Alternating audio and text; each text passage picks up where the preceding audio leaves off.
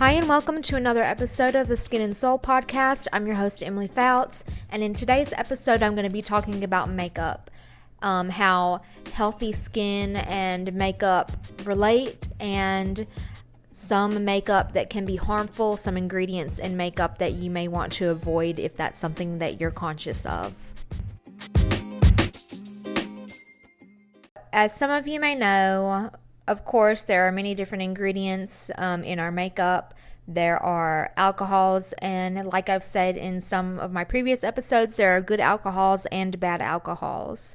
So if you see alcohol on an ingredients list, that doesn't mean that it's like isopropyl alcohol, rubbing alcohol. There are good alcohols that have moisturizing benefits, and they're just required for the makeup of the formulation. You just need these alcohols in there.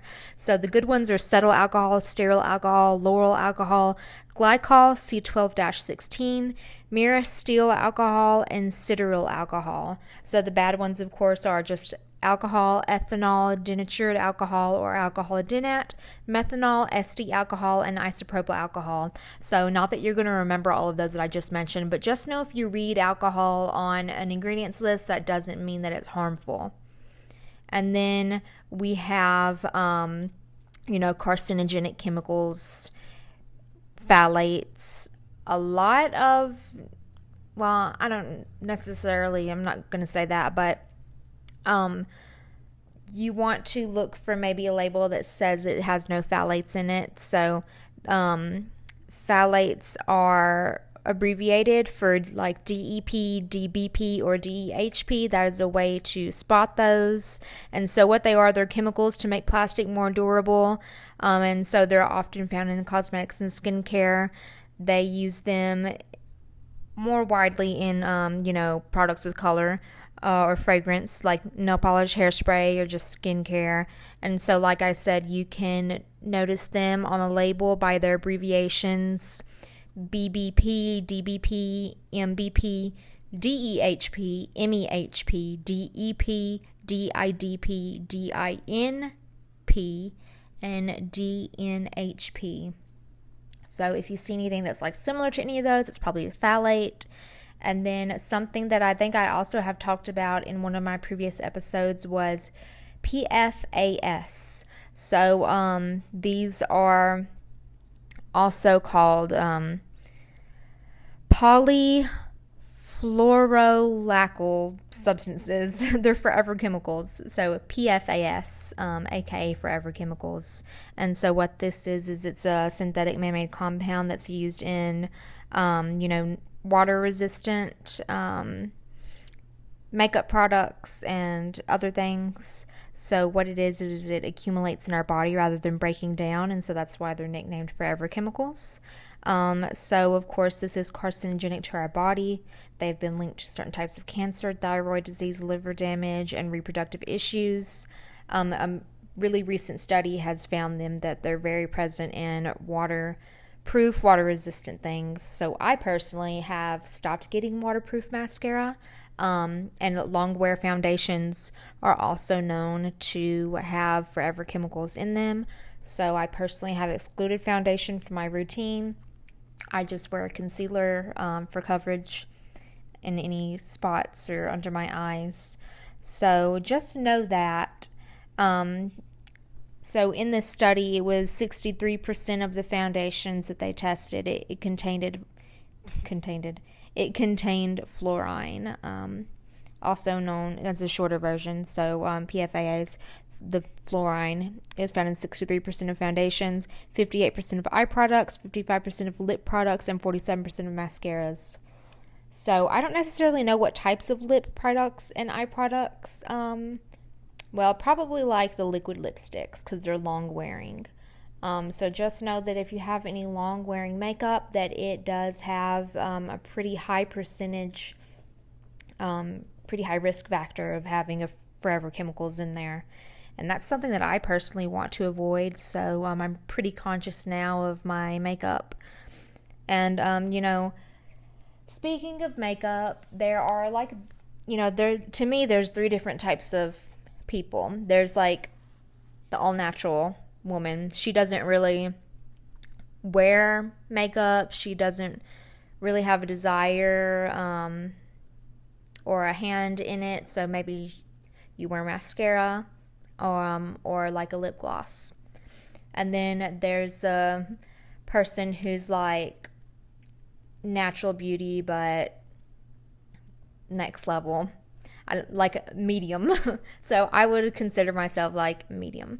So I'm not a full glam girl. Then there's full glam. So full glam would be like everything, the whole shebang. So I personally am a little bit above natural because I don't just wear mascara. I have a respect and I have a fondness. I enjoy makeup, but I just want it to accentuate what I naturally already have. And I care more about my skin health and that my skin looks healthy rather than covering it up with a lot of makeup. And makeup can be fun, have fun with it, but really, in my opinion, of course, this is my career. It's like skincare first. So I don't wear makeup. I do concealer under my eyes and like in any spots that I feel that need it. And then if I'm like feeling super white, like this summer, my body tanned a bit more than my face. So I have like a little cream bronzer stick that I will do if I'm really wanting to look nice. And then I just do a cream blush and I do mascara and lip gloss. So that is my normal makeup routine.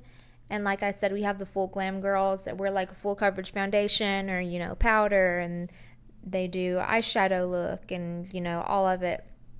And nothing is wrong with that, but you definitely don't want to rely on full coverage foundation for, in my opinion, for an even complexion. To me, it's much more important to actually work on your skin and work on your complexion that way. And so now that I have gained enough knowledge and I've like got the perfect ingredients for my skin, and I've done a series of chemical peels, and just my skin is at a really happy place right now. I am more comfortable with letting my skin shine through and just accent what I naturally have. And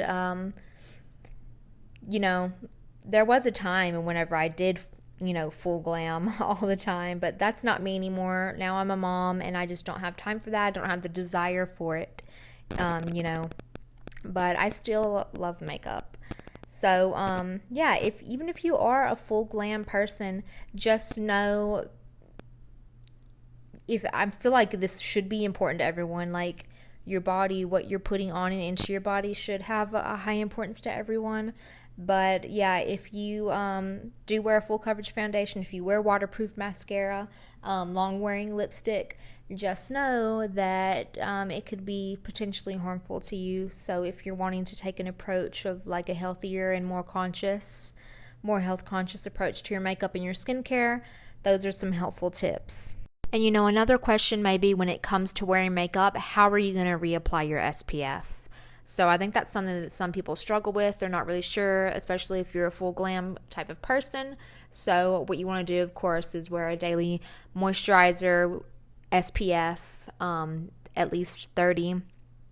I don't like to do anything below 30. I don't like to do anything above 50 personally. And I do prefer a zinc oxide dominant sunscreen. But so what I do is, since I don't wear foundation, I just wear concealer. To me, it doesn't bother me to just reapply it straight onto it. And I kind of just like pat it in, especially if I have blush or, something on it. I don't want to move that around too much. So I'll just reapply my SPF Daily Moisturizer. And another thing you can do is you could also get a powder form. So like Physicians Formula, they have a translucent SPF powder, or Supergoop has a translucent powder brush that is like 2-in-1. It's the container and then has the brush on the tip. And so that's something that you can do if you already have foundation on, or you could actually, as long as you don't have powder over it, if you're going more for like unhydrated look and you're not like powdered on top of your foundation, you can easily just tap in, reapply your SPF moisturizer. I do prefer to get a tinted one if I would be reapplying on top of foundation, just because it blends in a little bit more seamlessly. So yeah, really powder form, and then just reapplying it in a soft tapping motion.